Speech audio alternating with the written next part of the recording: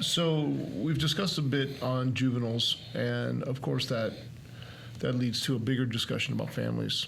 So research indicates that families thrive when they're able to remain together.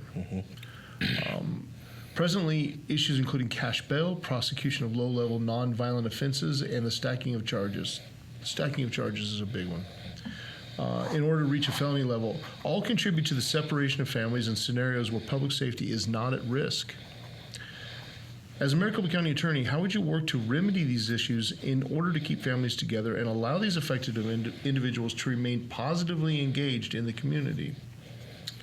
You said cash bail, something else in the second charge? We were talking about cash bail, prosecution of low-level nonviolent offenses, and then the stacking of charges to reach felony levels. Absolutely. So the cash bail system is massively problematic. It's inequitable. Only the wealthy have access to getting out of custody.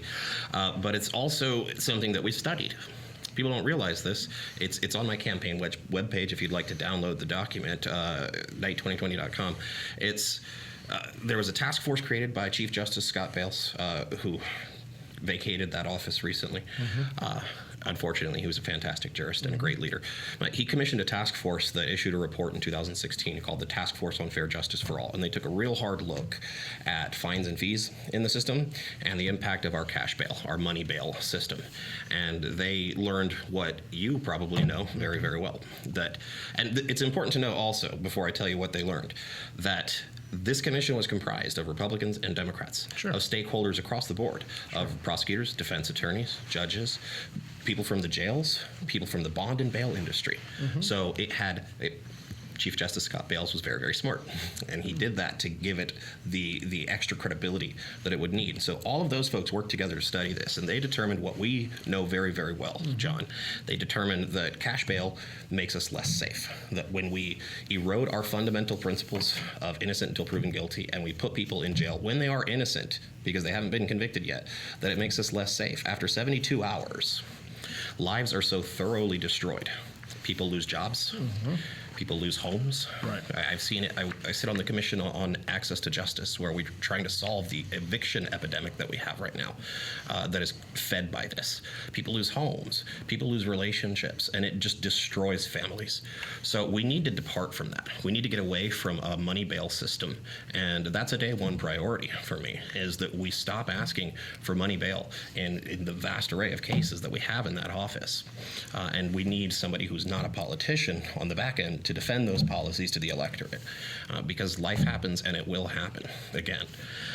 Low-level offenses, that's also a huge problem. We send people to prison for shoplifting, as you know. A woman just died in Perryville prison 2 weeks ago, who was sentenced there, serving a 2-year sentence for shoplifting because of the inadequate medical care that we have in those prisons. But prison for shoplifting is kind of an insane concept, right? It's a misdemeanor too. So the reason, the way we accomplish that is by some insane laws that we've passed during the tough on crime era that help us treat shoplifting like a felony when it isn't or it shouldn't be, and some legal fictions where we've converted it into a felony. For example, if you reach behind the counter and take a pack of cigarettes instead of some potato chips from the front, we call it a burglary.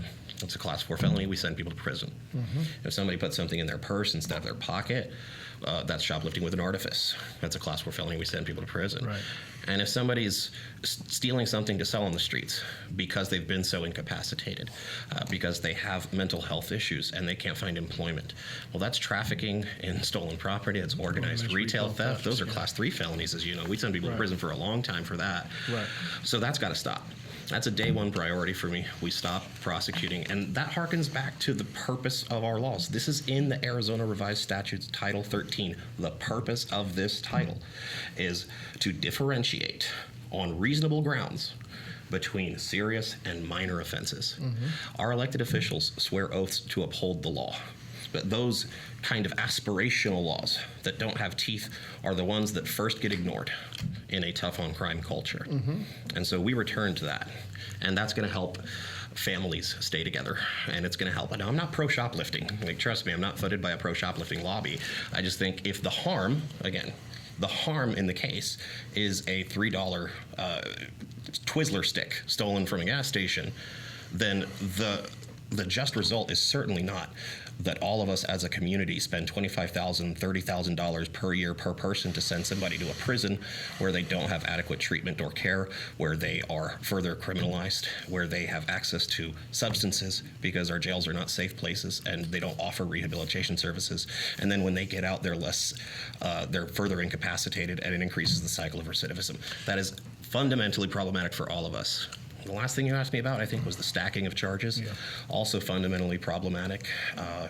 Our law enforcement officers have learned from the prosecutors during the tough on crime era that we'll do that we will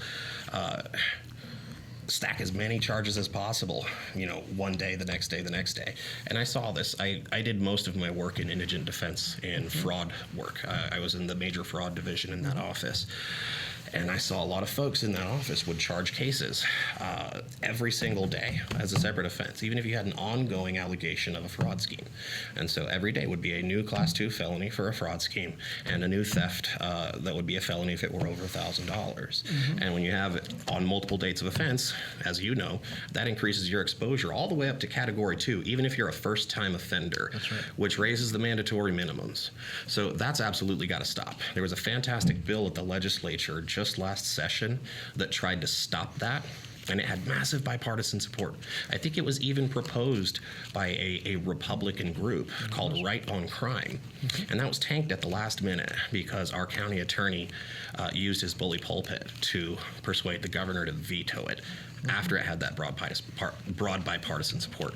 That's absolutely got to stop, and that stops day one under my administration.